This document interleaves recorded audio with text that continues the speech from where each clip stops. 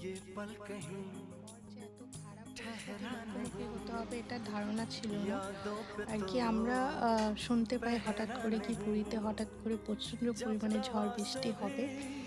তো হঠাৎ করে সব বন্ধ হয়ে গেছিলো, সব দোকান বন্ধ। হোটেল থেকে অ্যানাউন্সমেন্ট করে দেওয়া হয়েছিল রাস্তায় রাস্তায় কি হোটেল থেকে সবাইকে বের করে দেওয়া হোক। ট্রেন ক্যান্সেল হয়ে গেছিলো, অনেক প্রবলেম, অনেক অনেক প্রবলেমের মধ্যে ছিলাম। কিন্তু হ্যাঁ, আমাদের ঘোরাটা বৃথা যায়নি, ভালো করেই ঘুরেছি আর খুব মজাও করেছি। মন্দিরে ভালো করে পুজোও দেওয়া হয়েছিল, কিন্তু পুজোর ক্লিপগুলো দিতে পারলাম না যেহেতু মন্দিরে ফোন অ্যালাউ নেই।